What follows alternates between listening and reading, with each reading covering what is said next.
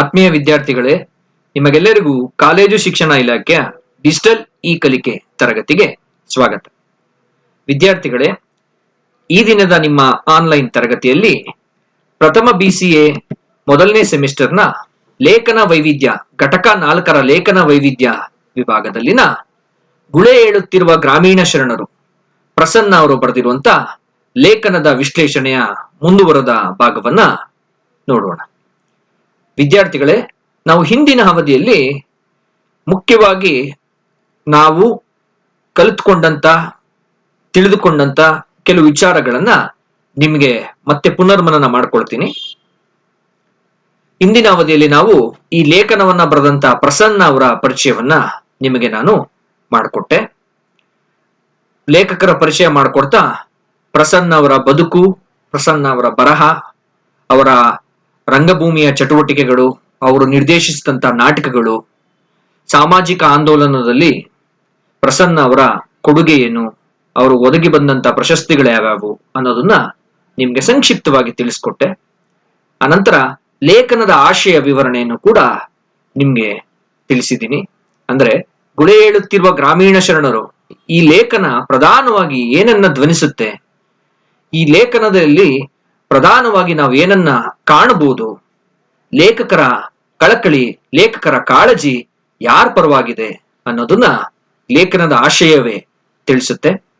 ನಮ್ಮ ಹಳ್ಳಿಗಳಲ್ಲಿ ಇರುವಂತ ವಾಸಿಸ್ತಿರುವಂತ ಗ್ರಾಮೀಣ ಪರಿಸರದಲ್ಲಿ ಇರುವಂತಹ ರೈತಾಪಿ ವರ್ಗ, ಕುಶಲಕರ್ಮಿಗಳು, ಶ್ರಮಜೀವಿಗಳು, ಇವರನ್ನ ಒಟ್ಟಾರೆಯಾಗಿ ಲೇಖಕರು ಗ್ರಾಮೀಣ ಶರಣರು ಅಂತ ಹೇಳಿ ಕರೆದಿದ್ದಾರೆ.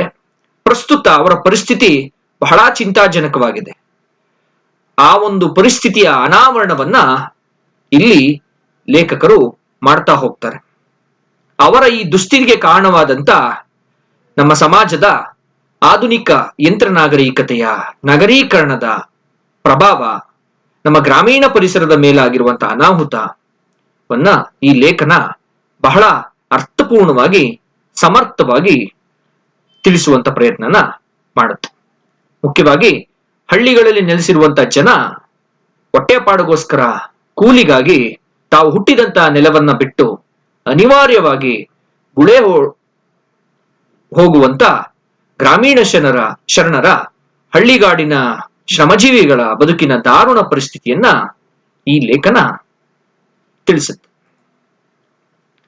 ಈ ಲೇಖನದಲ್ಲಿ ನಾವು ಈ ಲೇಖನದ ಮುಖ್ಯ ಭಿತ್ತಿ ಅಂತ ನಾವು ಆಲೋಚನೆ ಮಾಡಿದ್ರೆ ಗಾಂಧೀಜಿಯವರ ಗ್ರಾಮ ಸ್ವರಾಜ್ಯ ಪರಿಕಲ್ಪನೆ, ದೇಸಿಯ ಗುಡಿ ಕರಕುಶಲ ಉದ್ಯಮಗಳ ಸುಸ್ಥಿರ ಅಭಿವೃದ್ಧಿ ಅಷ್ಟೇ ಅಲ್ಲ, ಗಾಂಧೀಜಿಯವರ ಪಾಶ್ಚಾತ್ಯ ಯಂತ್ರ ನಾಗರಿಕತೆಯ ವಿರೋಧ ಈ ಲೇಖನದ ಮೂಲ ಭಿತ್ತಿಯಾಗಿದೆ. ಗಾಂಧೀಜಿಯವರ ಈ ಪರಿಕಲ್ಪನೆಗಳಿಗೆ ನಾವು ಪ್ರಧಾನವಾಗಿ ಅವರ ಪ್ರಣಾಳಿಕೆಯಂತೆ, ಅವರ ಚಿಂತನೆಯ ಪ್ರಣಾಳಿಕೆಯಂತೆ ನಾವು ಅವರೇ ಬರೆದಿರುವಂತ ಹಿಂದ್ ಸ್ವರಾಜ್ ಎಂಬ ಪುಸ್ತಕವನ್ನ ನಾವು ಗಮನಿಸಬಹುದು. ಅಲ್ಲಿ ಈ ವಿಚಾರಗಳನ್ನ ಸಂಪಾದಕ ಮತ್ತೆ ಓದುಗ ಈ ಎರಡೂ ನೆಲೆಯಲ್ಲಿ ಗಾಂಧೀಜಿ ಚರ್ಚಿಸ್ತಾ ಹೋಗ್ತಾರೆ. ಗಾಂಧೀಜಿಯವರ ಚಿಂತನೆಗಳಿಗೆ, ಗಾಂಧೀಜಿಯವರ ಆಲೋಚನೆಗಳಿಗೆ ಆ ಒಂದು ಪುಸ್ತಕ ಒಂದು ಪ್ರವೇಶಿಕೆ ರೀತಿಯಂತೆ ನಮ್ಮನ್ನ ಕಾಡುತ್ತೆ. ಈ ಲೇಖನದಲ್ಲಿ ಹಳ್ಳಿಯ ಪರಿಸರವನ್ನ ಲೇಖಕರು ಬಹಳ ನೈಜವಾಗಿ ಚಿತ್ರಿಸ್ತಾರೆ ಅಂತ ಹೇಳಿದೆ. ಅದರಲ್ಲೂ ಕೂಡ ನಮ್ಮ ಟಿವಿ ವಾಹಿನಿಗಳು, ಮಾಧ್ಯಮಗಳು, ನಮ್ಮ ಜನಪ್ರಿಯ ಸಿನಿಮಾಗಳು ಹಳ್ಳಿಗಳನ್ನ ಬಹಳ ರಮ್ಯವಾಗಿ, ಭಾವುಕವಾಗಿ ಬಿಂಬಿಸ್ತವೆ. ಅದರಲ್ಲೂ ನಮ್ಮ ಕನ್ನಡ ನಾಡಿನ ಸಾಂಸ್ಕೃತಿಕ ಪ್ರತೀಕವಾದಂತ, ನಮ್ಮ ಹೆಮ್ಮೆಯ ಕವಿಗಳಾದಂತಹ ಪಂಪ, ಕುವೆಂಪು, ಬೇಂದ್ರೆ, ಶಿವರಾಮ್ ಕಾರಂತರು, ಗೊರೂರು ಇವರುಗಳು ತಾವು ಹುಟ್ಟಿ ಬೆಳೆದಂತ ಪರಿಸರವನ್ನ ಮೈದುಂಬಿ ಬನದುಂಬಿ ವರ್ಣಿಸಿದ್ದಾರೆ. ಕುವೆಂಪು ತಾನು ಹುಟ್ಟಿ ಬೆಳೆದಂತ ತೀರ್ಥಹಳ್ಳಿಯ ಮಲೆನಾಡಿನ ದಟ್ಟ ಕಾಡಿನ ಅನುಭವವನ್ನ ತಮ್ಮ ಕೃತಿಗಳಲ್ಲಿ, ಕವಿತೆಯಲ್ಲಿ, ಕಾದಂಬರಿಯಲ್ಲಿ ಕಣ್ಣಿಗೆ ಕಟ್ಟುವಂತೆ ಚಿತ್ರಿಸ್ತಾರೆ. ಶಿವರಾಮ್ ಕಾರಂತರು ತಾನು ಹುಟ್ಟಿ ಬೆಳೆದ ಕರಾವಳಿಯ ಪುತ್ತೂರಿನ ಕೋಟ, ಈ ಪರಿಸರದ ಚಿತ್ರಣವನ್ನ ತಮ್ಮ ಕಾದಂಬರಿಗಳಲ್ಲಿ ಚಿತ್ರಿಸ್ತಾ ಹೋಗ್ತಾರೆ. ಗೊರೂರು ರಾಮಸ್ವಾಮಿ ಅಯ್ಯಂಗಾರು ಕೂಡ ತಮ್ಮ ಲಲಿತ ಪ್ರಬಂಧಗಳಲ್ಲಿ ತಮ್ಮ ಬಾಲ್ಯದ ಅನುಭವಗಳಲ್ಲಿ ತಾವು ಹುಟ್ಟಿದ ಹಳ್ಳಿನಲ್ಲಿ ತಾವು ಪಡ್ಕೊಂಡಂತ ಅನುಭವಗಳನ್ನ ಒಂದು ರೀತಿ ಮನ ಮುಟ್ಟುವಂತೆ ವರ್ಣಿಸ್ತಾರೆ. ಬೇಂದ್ರೆಯವರು ಕೂಡ ತಾವು ಇದ್ದಂತಹ ಧಾರವಾಡದಲ್ಲಿ ತಾವು ಇದ್ದಂತಹ ಸಾಧನಕೇರಿ ಆ ಪರಿಸರವನ್ನ ತಮ್ಮ ಕವಿತೆಗಳಲ್ಲಿ ವರ್ಣಿಸ್ತಾರೆ. ಅಲ್ಲೆಲ್ಲ ನಾವು ಪ್ರಧಾನವಾಗಿ ಗುರುತಿಸೋದೇನು ಅಂದ್ರೆ ನಮ್ಮ ಗ್ರಾಮಗಳಲ್ಲಿ ಕಂಡು ಬರುವಂತಹ ಸಭ್ಯತೆ ಇವತ್ತು ಅದು ಹಾಗೆ ಉಳ್ಕೊಂಡಿದ್ಯಾ ಅಂತ ಹೇಳಿ ನಾವು ಪ್ರಶ್ನೆ ಮಾಡ್ಕೊಳ್ಬೇಕಾಗುತ್ತೆ. ಅಂದ್ರೆ ಗಾಂಧಿ ಹೇಳಿದಂತ ಸರಳವಾದಂತ ಬದುಕು, ಉನ್ನತವಾದಂತ ಆಲೋಚನೆ, ಲಿವ್ ಸಿಂಪಲ್ ಥಿಂಕ್ ಹೈ ಅನ್ನೋ ಗಾಂಧೀಜಿ ಆಲೋಚನೆ ಇವತ್ತು ಹಳ್ಳಿಗಳಲ್ಲಿ ಉಳ್ಕೊಂಡಿದ್ಯಾ? ಹಳ್ಳಿಗಳು ಇವತ್ತು ಸ್ವಯಂ ಪರಿಪೂರ್ಣ ಪುಟ್ಟ ಗಣರಾಜ್ಯಗಳು ಅಂತೇಳಿ ಚಾರ್ಲ್ಸ್ ಮೆಟಾಕಫ್ ಅಂತ ಹೇಳಿ ಒಬ್ಬ ಸಮಾಜಶಾಸ್ತ್ರಜ್ಞ ಹೇಳ್ತಾನಲ್ಲ, ಆ ರೀತಿ ಉಳ್ಕೊಂಡಿದ್ಯಾ ಅಂತ ನಾವು ಪ್ರಶ್ನೆ ಮಾಡ್ಬೇಕಾಗತ್ತೆ. ಗಾಂಧೀಜಿಯವರ ಗ್ರಾಮ ಸ್ವರಾಜ್ಯ ಪರಿಕಲ್ಪನೆಗೆ ತಾತ್ವಿಕವಾಗಿ ಅಂಬೇಡ್ಕರ್ ಕೂಡ ತಮ್ಮ ವಿರೋಧವನ್ನ ವ್ಯಕ್ತಪಡಿಸ್ತಾರೆ. ಹಳ್ಳಿಗಳು ಇವತ್ತು ಮೌಢ್ಯದ, ಜಾತಿ ಪದ್ಧತಿಯ, ಅಸ್ಪೃಶ್ಯತೆಯ ನರಕದ ಕೂಪಗಳು ಅಂತನೂ ಕೂಡ ಅಂಬೇಡ್ಕರ್ ಗಾಂಧೀಜಿಯವರಿಗೆ ಪ್ರತಿಕ್ರಿಯೆಯನ್ನ ನೀಡಿದ್ದಾರೆ. ಒಟ್ಟಲ್ಲಿ ಈ ಲೇಖನದಲ್ಲಿ ಆಧುನಿಕ ಯಂತ್ರ ನಾಗರಿಕತೆಯ ನಗರೀಕರಣದ ಪ್ರಭಾವದಿಂದ ನಮ್ಮ ಗ್ರಾಮೀಣ ಪರಿಸರದ ಮೇಲಾಗಿರುವ ಅನಾಹುತಗಳು ಭೀಕರವಾಗಿದೆ ಅನ್ನೋದನ್ನ ಈ ಲೇಖನ ಚಿತ್ರಿಸುತ್ತೆ. ಇವತ್ತು ನಮ್ಮ ಹಳ್ಳಿಗಳಲ್ಲಿ ನೆಲೆಸಿದಂತ ಅಸಂಖ್ಯಾತ ಕುಶಲಕರ್ಮಿಗಳು, ಶ್ರಮಜೀವಿಗಳ ದುಡಿಯುವ ಕೈಗಳಿಗೆ ಕೆಲಸವಿಲ್ಲದ ಪರಿಸ್ಥಿತಿ ನಿರ್ಮಾಣವಾಗಿದೆ. ಇತ್ತೀಚೆಗೆ ಈ ಕೊರೋನಾ ಒಂದು ದುರಂತ, ಈ ಕೊರೋನಾದಿಂದ ಆಗಿರುವಂತಹ ಅನಾಹುತಗಳಲ್ಲಿ ಹೊಟ್ಟೆಪಾಡಿಗೋಸ್ಕರ ಒಂದು ಊರಿಂದ ಮತ್ತೊಂದು ಊರಿಗೆ, ಒಂದು ರಾಜ್ಯದಿಂದ ಮತ್ತೊಂದು ರಾಜ್ಯಕ್ಕೆ ಬಂದಿದ್ದಂತ ಅನೇಕ ಕುಶಲಕರ್ಮಿಗಳು, ಶ್ರಮಜೀವಿಗಳು ತಾವು ಹುಟ್ಟಿ ಬೆಳೆದ ಊರಿಗೆ ವಾಪಸ್ ಹೋಗುವಂತ, ಯಾವುದೇ ಸಾರಿಗೆ ಸೌಕರ್ಯಗಳಿಲ್ಲದೆ ಬರಿಗಾಲ್ನಲ್ಲಿ ಉರಿಯೋ ಬಿಸಿಲಿನಲ್ಲಿ ನಡ್ಕೊಂಡು ಹೋಗುವಂತ ಪರಿಸ್ಥಿತಿಯನ್ನ ನಾವು ನಮ್ಮ ಸಾಮಾಜಿಕ ಜಾಲತಾಣಗಳಲ್ಲಿ, ಟಿವಿ ಮಾಧ್ಯಮಗಳಲ್ಲಿ ಕಂಡಿದ್ದೀವಿ. ಅಂದ್ರೆ ಬಡವರ, ಶ್ರಮಜೀವಿಗಳ ಅಸಹಾಯಕರ ಪರಿಸ್ಥಿತಿ ಇಂದು ಈ ನಗರೀಕರಣದಿಂದ ಬಹಳ ಭೀಕರವಾಗಿದೆ. ಇವರು ಹೊಟ್ಟೆಪಾಡಿಗೋಸ್ಕರ, ಕೂಲಿಗೋಸ್ಕರ ಅನಿವಾರ್ಯವಾಗಿ ತಾವು ಹುಟ್ಟು ಬೆಳೆದಂತ ನೆಲವನ್ನ ಬಿಟ್ಟು ಗುಳೆ ಹೋಗ್ತಾ ಇದ್ದಾರೆ. ಈ ಒಂದು ಗಂಭೀರ ಸಮಸ್ಯೆಯನ್ನ ಜ್ವಲಂತ ಸಮಸ್ಯೆಯನ್ನಾಗಿ ನಾವು ಪರಿಗಣಿಸ್ತೆ ಅದನ್ನ ಸಾಮಾನ್ಯ ವಾಡಿಕೆಯಂತೆ ನಾವು ಪರಿಗಣಿಸಿರೋದು ನಾವು ಬದುಕ್ತಿರುವಂತ ಸಮಾಜದ ಅಧಃಪತನದ ಮುನ್ಸೂಚನೆಯಾಗಿದೆ. ಈ ಲೇಖನದಲ್ಲಿ ಲೇಖಕನ ಸ್ವಂತ ಅನುಭವದ ನಿರೂಪಣೆಯು ಕೂಡ ದಾಖಲಾಗಿದೆ. ಲೇಖಕ ತಾನು ಉತ್ತರ ಕರ್ನಾಟಕದ ಪ್ರವಾಸದ ಸಂದರ್ಭದಲ್ಲಿ ರಾಯಚೂರಿಂದ ಮಂಗಳೂರಿಗೆ ಹೊರಟಿರ್ತಾರೆ. ಅಲ್ಲಿ ಗದಗದ ಸಮೀಪ ಗಜೇಂದ್ರಗಡದ ಅನ್ನೋ ಒಂದು ಸ್ಥಳದಲ್ಲಿ ರಾತ್ರಿ ಪಾಳಿಯ ಬಸ್ ಒಂದರಲ್ಲಿ ಇವರು ಸಂಚರಿಸುವಂತ ಒಂದು ಪರಿಸ್ಥಿತಿ ನಿರ್ಮಾಣ ಆಗುತ್ತೆ. ಆ ಬಸ್ಸಿನ ಒಂದು ಪರಿಸ್ಥಿತಿಯನ್ನ ಬಹಳ ಕಣ್ಣಿಗೆ ಕಟ್ಟೋ ಹಾಗೆ ಈ ಲೇಖನದಲ್ಲಿ ಲೇಖಕರು ಚಿತ್ರಿಸ್ತಾರೆ. ಅಲ್ಲಿ ಉದ್ಯೋಗವನ್ನರಿಸಿ ಇಡೀ ಕುಟುಂಬ ಸಮೇತರಾಗಿ ಪಶುಗಳಂತೆ ಸಂಚರಿಸುತ್ತಿರುವಂತ ಜನರ ಅಸ್ತವ್ಯಸ್ತ, ದಣಿದ, ಕೊಳಕಿನ, ಜರ್ಜರಿತವಾದಂತ ದಾರುಣ ಪರಿಸ್ಥಿತಿಯನ್ನ ಲೇಖಕರು ಆ ಲೇಖನದಲ್ಲಿ ವಿವರಿಸ್ತಾರೆ. ಅಂದ್ರೆ ಅವರು ಶುಭ್ರವಾಗಿರುವಂತ ಬಟ್ಟೆ ಹಾಕೊಂಡಿರಲ್ಲ, ಬಹಳ ದಣದಿರ್ತಾರೆ, ಬೆವರಿನ ವಾಸನೆ, ಕೊಳಕು, ಮಕ್ಕಳು ಎಲ್ಲರೂ ಕೂಡ ಬಸ್ಸಲ್ಲಿ ಸಂಚಾರ ಮಾಡ್ತಿರ್ತಾರೆ. ಈ ಪರಿಸ್ಥಿತಿ ಯಾಕೆ ನಿರ್ಮಾಣ ಆಗಿದೆ ಅಂತೇಳಿ ಲೇಖಕರು ಆಲೋಚನೆ ಮಾಡಿದಾಗ ಅವ್ರಿಗೊಂದು ವಿಷಯ ಗೊತ್ತಾಗುತ್ತೆ. ಈ ಬಯಲು ಸೀಮೆ ಕಡೆಯಿಂದ ಉತ್ತರ ಕರ್ನಾಟಕದ ಅನೇಕ ಹಳ್ಳಿಗಳಿಂದ ಲಿಂಗಸುಗೂರು, ರಾಯಚೂರು, ಈ ಕಡೆಯಿಂದ ಗುಲ್ಬರ್ಗ, ಈ ಊರಿನಿಂದ ಈ ದಕ್ಷಿಣ ಕನ್ನಡದ ಕರಾವಳಿಯ ಪ್ರಾಂತ್ಯದ ಅನೇಕ ಕಡೆ ರಾತ್ರಿ ಪಾಳೆಯದ ಬಸ್ಗಳಲ್ಲಿ ಕೂಲಿಗೋಸ್ಕರ, ಹೊಟ್ಟೆಪಾಡಿಗೋಸ್ಕರ ನೂರಾರು, ಸಾವಿರಾರು ಕಿಲೋಮೀಟರ್ ಬಸ್ಸಿನಲ್ಲಿ ಸಂಚರಿಸುವಂತ ಕೂಲಿಕಾರರ ಒಂದು ಪರಿಸ್ಥಿತಿ, ದಾರುಣ ಪರಿಸ್ಥಿತಿಯನ್ನ ಅವರು ಕೇಳ್ತಾರೆ. ಅಲ್ಲಿ ಕೂಲಿಕಾರರನ್ನ ಒಂದು ರೀತಿ ಸಂತೆನಲ್ಲಿ ಜಾನುವಾರುಗಳನ್ನ ಮಾರಾಟ ಮಾಡೋ ರೀತಿ ಕೊಂಡುಕೊಳ್ಳುವಂತ ಒಂದು ಪರಿಸ್ಥಿತಿ ಇದೆ ಅಂತ ಕೇಳಿ ಅವರಿಗೆ ಆಘಾತ ಆಗತ್ತೆ. ಅಂದ್ರೆ 12ನೇ ಶತಮಾನದಲ್ಲಿ ವಚನ ಚಳುವಳಿ ಅನ್ನೋ ಒಂದು ಅತ್ಯದ್ಭುತವಾದಂತ ಒಂದು ಚಳುವಳಿಗೆ ಒಂದು ಚಾಲಕ ಶಕ್ತಿಯಾಗಿದ್ದಂಥವರು ಇವತ್ತು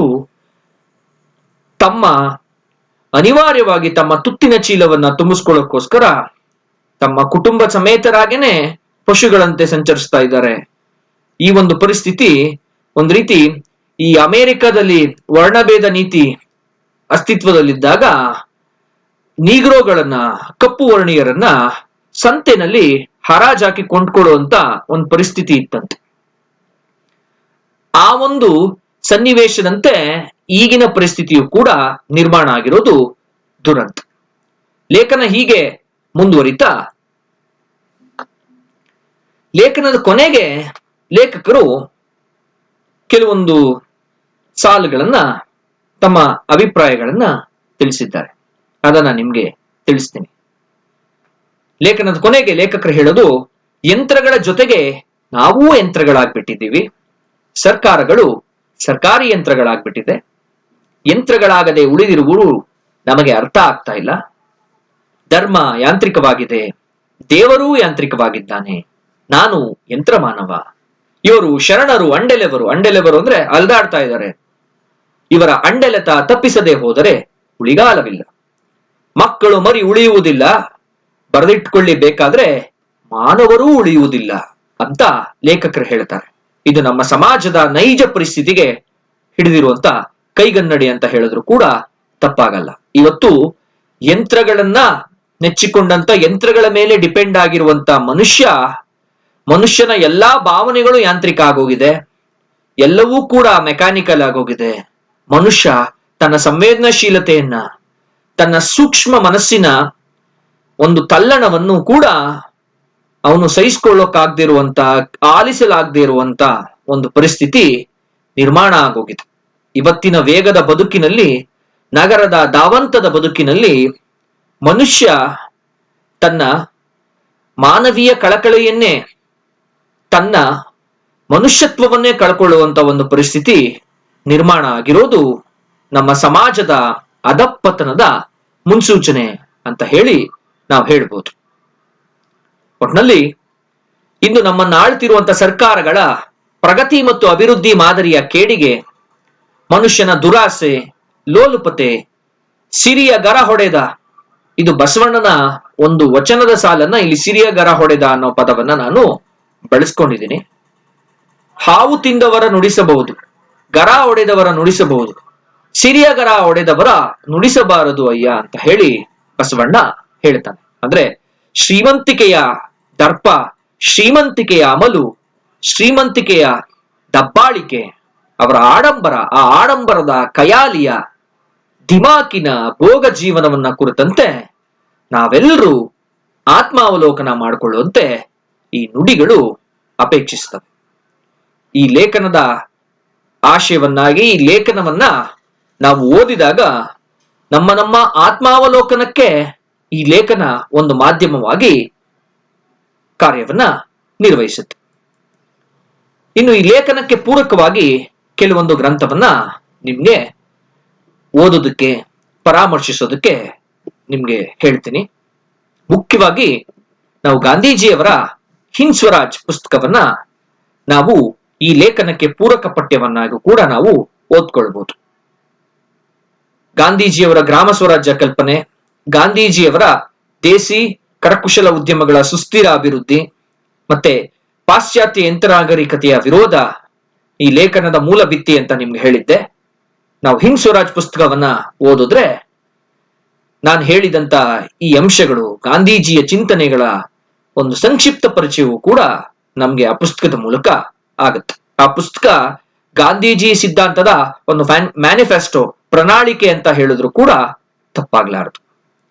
ಅದೇ ಪುಸ್ತಕಕ್ಕೆ DS ನಾಗಭೂಷಣ ಅವರು ಒಂದು ಪ್ರವೇಶಿಕೆ ಬರೆದಿದ್ದಾರೆ. ಮಹಾತ್ಮ ಗಾಂಧಿಯವರ ಹಿಂದ್ ಸ್ವರಾಜ್ ಒಂದು ಪ್ರವೇಶಿಕೆ ಅಂತ ಹೇಳಿ. ಹಿಂದ್ ಸ್ವರಾಜ್ ಪಠ್ಯವನ್ನ ಸಿದ್ದವನಹಳ್ಳಿ ಕೃಷ್ಣ ಶರ್ಮ ಬಹಳ ಅಚ್ಚುಕಟ್ಟಾಗಿ, ಬಹಳ ಸಮರ್ಥವಾಗಿ, ಎಲ್ಲರಿಗೂ ಮನಸ್ಸಿಗೆ ಮುಟ್ಟೋ ರೀತಿ, ಕನ್ನಡದ ಜಾಯಮಾನಕ್ಕೆ ಒಗ್ಗೋ ರೀತಿ ಅನುವಾದ ಮಾಡಿದ್ದಾರೆ. ಆ ಅನುವಾದವನ್ನೇ ಇಟ್ಕೊಂಡು ಒಂದು ಪ್ರವೇಶಿಕೆಯನ್ನ, ಒಂದು ಪ್ರಸ್ತಾವನೆಯನ್ನ DS ನಾಗಭೂಷಣ ಅವರು ಬರೆದಿದ್ದಾರೆ. DS ನಾಗಭೂಷಣ ಅವರು ಕೂಡ ಗಾಂಧೀಜಿ ಮತ್ತೆ ಲೋಹಿಯಾ ಚಿಂತನೆಗಳ ಬಗ್ಗೆ ತಿಳ್ಕೊಂಡಿರುವಂತ ಒಬ್ಬ ವಿದ್ವಾಂಸರು ಚಿಂತಕರು. ಅವರು ಗಾಂಧಿ ಕಥನ ಅನ್ನೋ ಒಂದು ಬೃಹತ್ ಕಥನದ ಸಂಪುಟವನ್ನು ಕೂಡ ಬರೆದಿದ್ದಾರೆ. ಲೋಹಿಯಾ ಚಿಂತನೆಗಳ ಬಗ್ಗೆ ಅನೇಕ ಪುಸ್ತಕಗಳನ್ನು ಕೂಡ ಅವರು ಬರೆದಿದ್ದಾರೆ. ಈ ಪುಸ್ತಕ ಕುವೆಂಪು ಭಾಷಾ ಭಾರತಿಯಿಂದ ಪ್ರಕಟ ಆಗಿದೆ. ಈ ಪುಸ್ತಕವನ್ನು ಕೂಡ ನಾವು ಪರಾಮರ್ಶನ ಗ್ರಂಥವನ್ನಾಗಿ ಪರಿಶೀಲಿಸಬಹುದು. ಇನ್ನು ಪ್ರಸನ್ನ ಅವರ ಯಂತ್ರಗಳನ್ನು ಕಳಚೋಣ ಬನ್ನಿ, ಸಮಕಾಲೀನ ಸಂಸ್ಕೃತಿ ವಿಮರ್ಶೆ, ಈ ಪುಸ್ತಕದ ಲೇಖಕರು ಕೂಡ ಪ್ರಸನ್ನ ಅವರು. ಈ ಪುಸ್ತಕವನ್ನು ಕೂಡ ಪ್ರಸನ್ನ ಅವರ ಗುಳೆ ಏಳುತ್ತಿರುವ ಗ್ರಾಮೀಣ ಶರಣರು ಈ ಲೇಖನದ ಈ ಪಠ್ಯಕ್ಕೆ ಪೂರಕವಾಗಿ ನಾವು ಓದ್ಕೊಳ್ಬಹುದು. ಧನ್ಯವಾದಗಳು.